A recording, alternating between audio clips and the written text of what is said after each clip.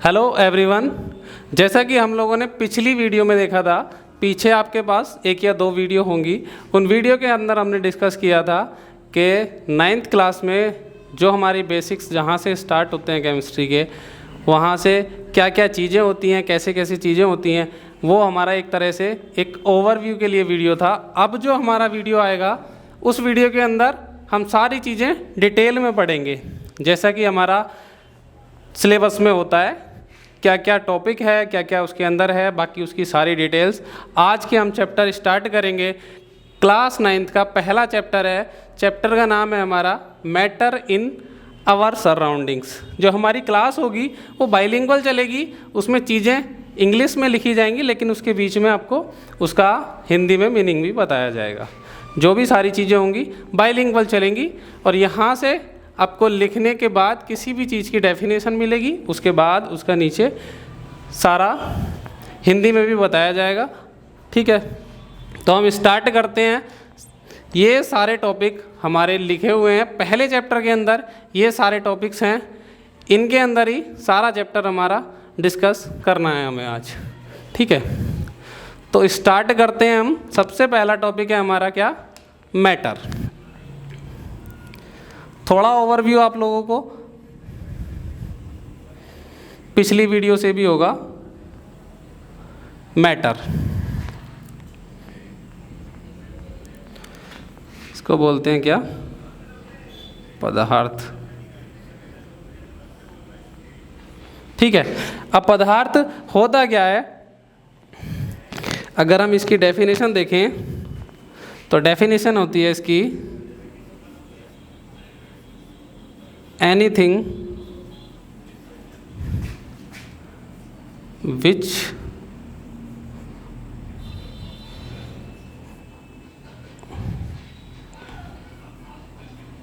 occupy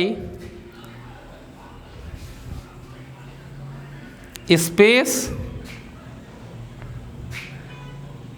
and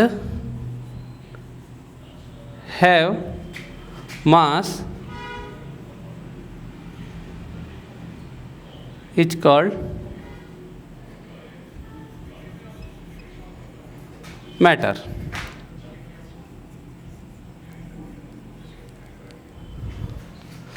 अर्थात इसका हिंदी में क्या अनुवाद हुआ, जो भी चीज़ हमारा स्थान घेरती है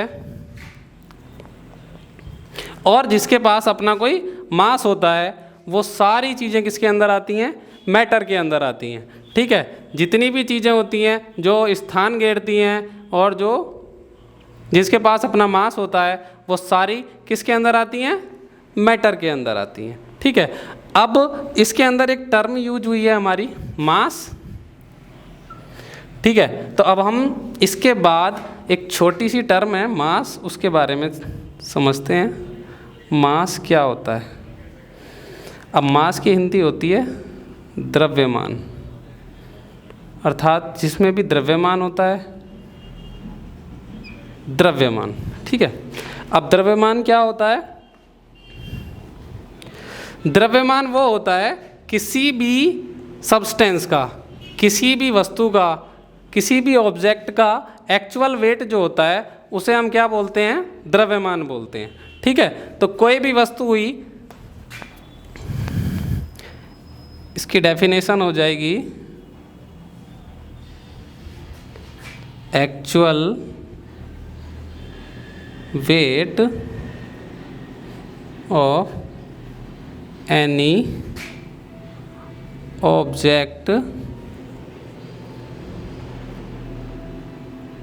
इज कॉल्ड मास। ठीक है, किसी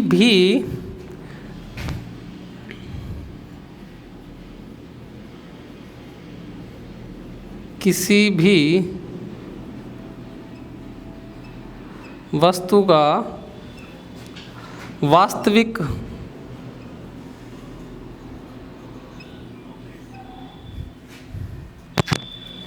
भार द्रव्यमान कहलाता है।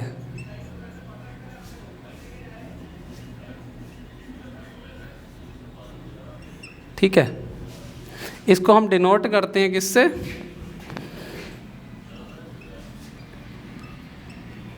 m से। और इसी के साथ में एक वर्ड और है, वो है हमारा क्या, दूसरा वर्ड है हमारा वेट। अब वेट क्या होता है,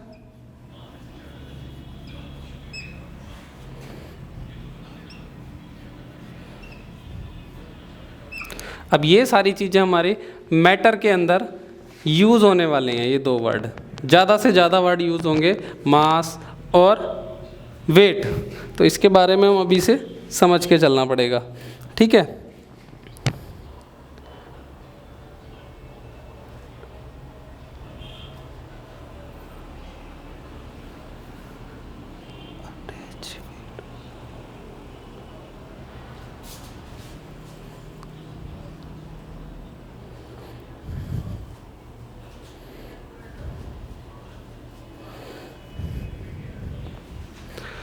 और एक चीज़ हमारी मास से रिलेटेड, कि हमारा जो मास होता है वो क्या होती है, एक फिक्स क्वांटिटी होती है, ये हमेशा फिक्स रहता है। दूसरा होता है हमारा वेट।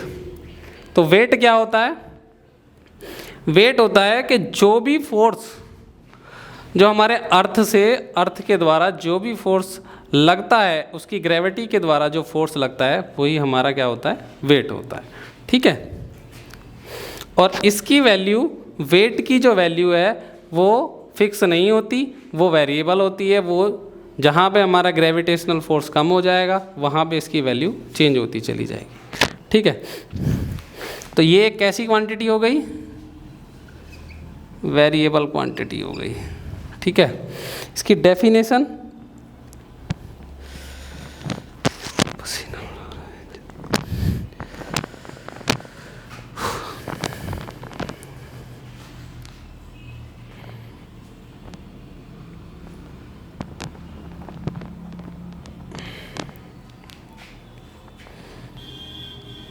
ऊपर ही लिखनी पड़ेगी, यहाँ नहीं आएगी इसकी डेफिनेशन।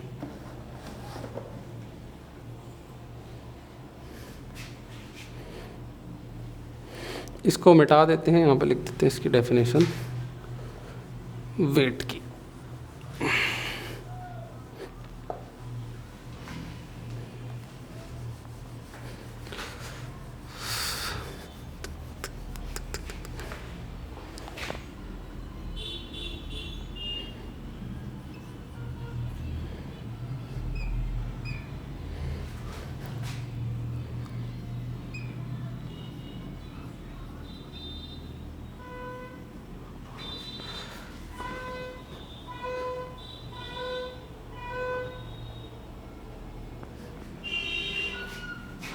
attach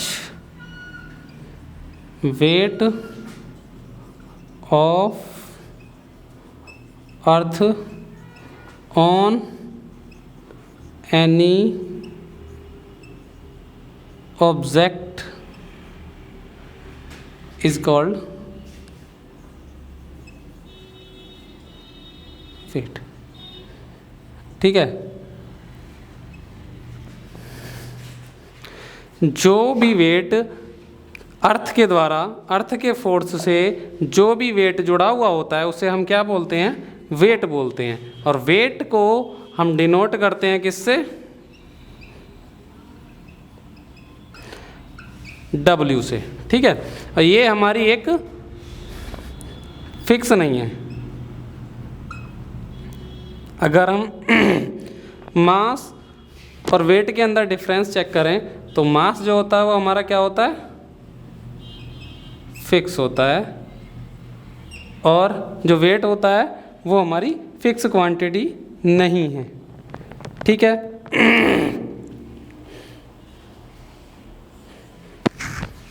इसके बाद एक टर्म और आती है volume.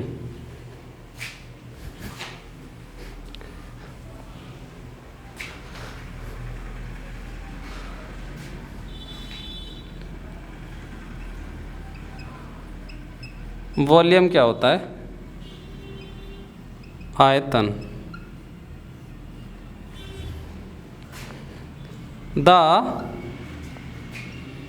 Space occupy by any substance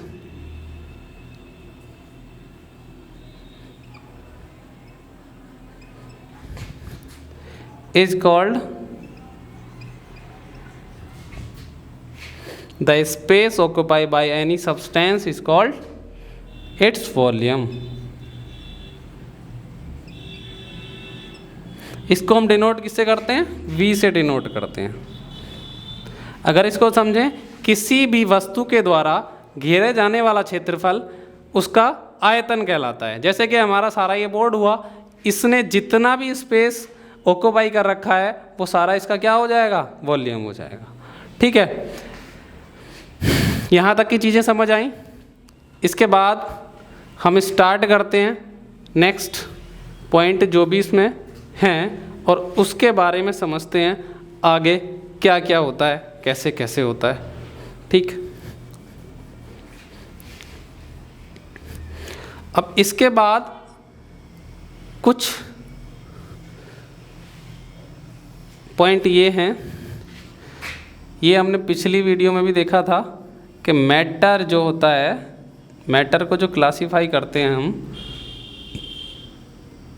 पदार्थ को जो क्लासीफाई किया गया है वो किस में किया गया? दो स्टेट में, एक फिजिकल स्टेट, ठीक है, दूसरी केमिकल स्टेट।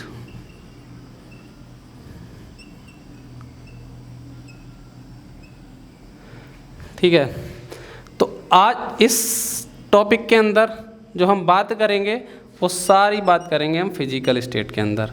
अर्थात फिजिकल स्टेट क्या होती है? हमारी भौतिक अवस्था।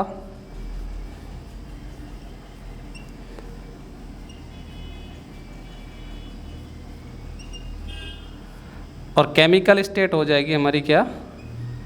रासायनिक अवस्था। ठीक है,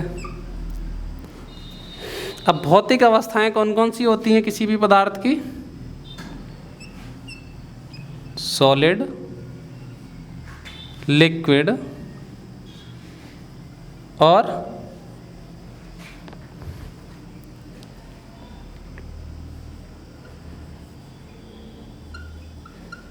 ठीक है, ये हमने पिछली वीडियो में डिस्कस किया था। इसका सारा ओवरव्यू, जो चीज़ें आपको पता होंगी, ठोस, द्रव और गैस। ठीक है, आज हम इनके बारे में जितनी भी चीज़ें हैं डिटेल में वो सारा कुछ पढ़ेंगे। ठीक है,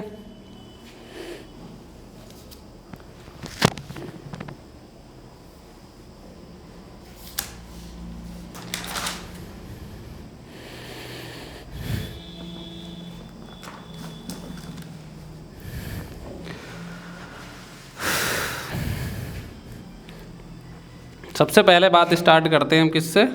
सॉलिड से। ठीक, तो सॉलिड क्या होते हैं हमारे? Solid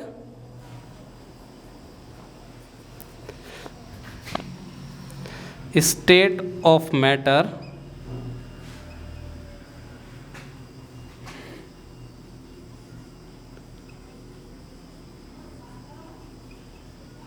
in which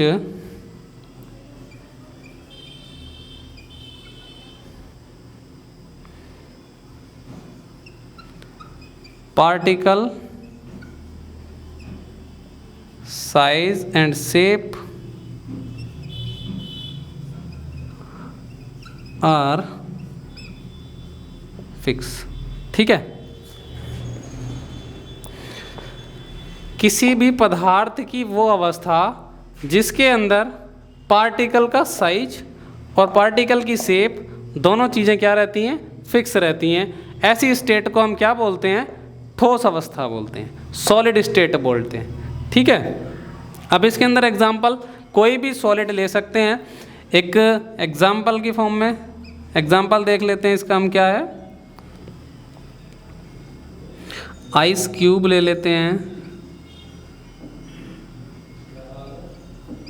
ice cube हो गया, और कोई भी चीज़ हो गई, टेबल हो गई, जितनी भी सॉलिड चीज़ें हैं वो सारी हमारी किसके अंदर आ जाएंगी, इसके अंदर आ जाएंगी।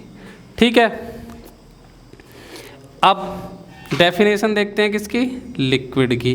क्या होता है लिक्विड, स्टेट ऑफ मैटर, बस इतना सा चेंज आ जाएगा हमारा सॉलिड और लिक्विड के अंदर। क्या होगा, इसका साइज तो फिक्स होगा लेकिन शेप इसकी फिक्स नहीं होगी। हमारे पास कोई भी लिक्विड होता है, उसे हम लिक्विड को किसी भी बर्तन में डालेंगे, किसी भी पॉट के अंदर डालेंगे तो उसी शेप में चला जाएगा। ठीक है, तो इसकी डेफिनेशन क्या हो गई, state of matter in which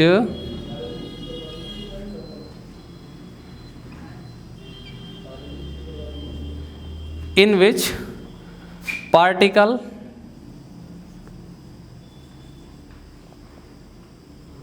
size fix but shape not fix, जिसके अंदर हमारी पार्टिकल का साइज फिक्स होता है और पार्टिकल की शेप जो है वो फिक्स नहीं होती। जैसे कि 1 लीटर हमारे पास मिल्क हो गया लिक्विड के अंदर, या फिर 1 लीटर वाटर हो गया। ठीक है, अगर वो हमने इस ग्लास के अंदर डाल रखा है, ठीक है, और अगर हम इसको किसी बड़े क्यूब में या रेक्टेंगल की शेप में हमारे पास कुछ भी है उसके अंदर डाल देते हैं,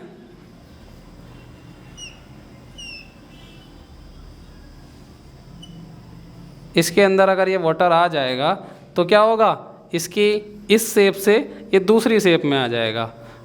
अर्थात इससे हमें क्या समझ में आता है कि जो लिक्विड है हमारा उसकी स्टेट चेंज होती रहती है, स्टेट इसकी शेप जो है वो फिक्स नहीं होती।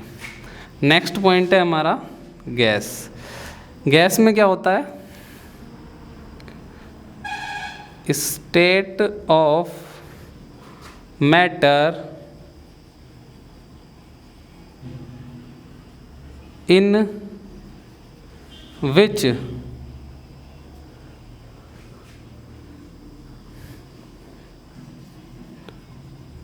पार्टिकल साइज, यहाँ लिख देते हैं पार्टिकल साइज और शेप, दोनों में से कुछ भी फिक्स नहीं होता। ठीक है, जैसे कि क्या है हमारा, ऑक्सीजन हो गया। ठीक है, इसका हमारा कोई भी शेप और कोई भी साइज फिक्स नहीं होता। अगर गैस को हम कितने भी बड़े पोट के अंदर रख दें वो उसी की शेप ले लेगी और उसका साइज भी कोई फिक्स नहीं होता। ठीक है, यहाँ तक की चीज़ें सभी को क्लियर हो गई होंगी। आगे हम स्टार्ट करते हैं। अभी तो हमने ये चीज़ें ली थी, इसके अंदर क्या है, सिर्फ सॉलिड, लिक्विड और वेपर की क्या थी, ये सारी डेफिनेशन थी और इनके एग्जाम्पल्स क्या क्या हैं। अब इसके बाद आगे जो भी चीज़ें होती हैं इसके अंदर क्या होता है, कैसे कैसे होता है, वो सारा कुछ देखना है अगले पॉइंट्स।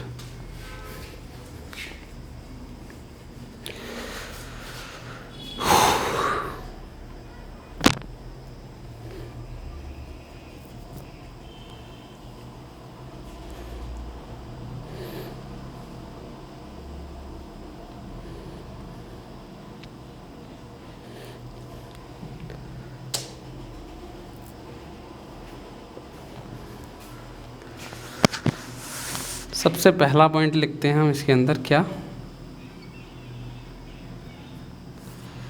अरेंजमेंट। पार्टिकल अरेंजमेंट लिख लेते हैं, खाली अरेंजमेंट लिख लेते हैं। ठीक है, पार्टिकल अरेंजमेंट लिख लेते हैं। ठीक, तो इसके सॉलिड के जो पार्टिकल होते हैं वो हमारे कैसे होते हैं, बहुत पास पास होते हैं।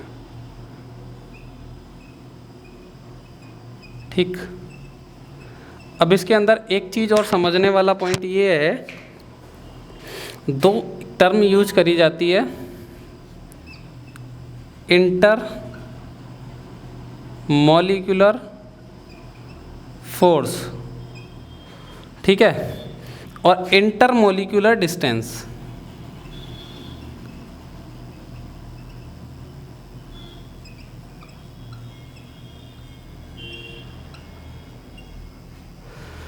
तो ये सारे जो मॉलिक्यूल हैं सॉलिड के अंदर, जितने भी पार्टिकल हैं, पार्टिकल के छोटे छोटे पार्टिकल, इनके अंदर इंटर मॉलिक्यूलर फोर्स ज़्यादा है। ये चीज़ कैसे समझ आती है हमें, इनके अंदर इंटर मॉलिक्यूलर फोर्स ज़्यादा है, इसी वजह से इसके पार्टिकल सारे क्या हैं, आपस में बहुत पास पास एक दूसरे से जुड़े हुए हैं। अब ये चीज़ सोचो, जिसके अंदर कोई चीज़ का पकड़ने का फोर्स ज़्यादा होगा तो वो चीज़ उतनी ही ज़्यादा पास हो जाएगी, और जब कोई चीज़ ज़्यादा पास होगी तो उसके अंदर क्या होगा, इंटरमोलिकुलर डिस्टेंस क्या होगा, बहुत कम है। अर्थात इनके पार्टिकल के बीच में जो डिस्टेंस है, जो दूरी है, वो बहुत कम है, और जो फोर्स है, जो अंतरा आणविक बल, इसको हिंदी में बोलते हैं अंतरा आणविक बल, बल, ठीक है, इसको बोलते हैं अंतरा आणविक दूरी।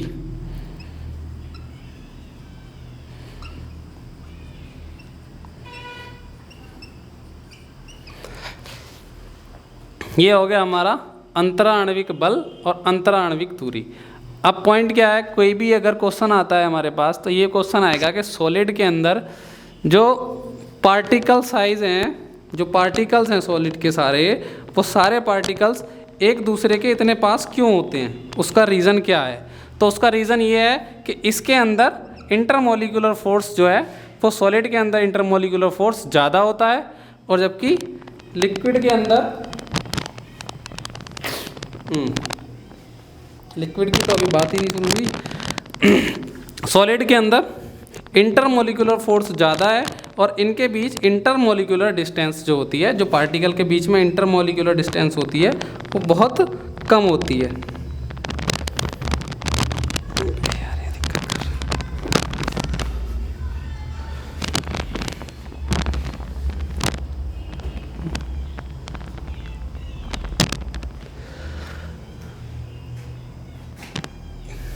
अब इसी के कंपेयर में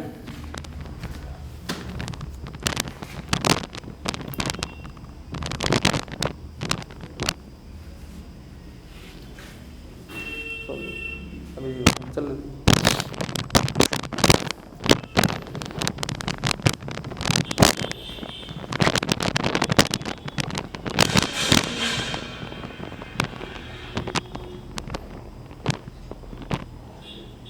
रोक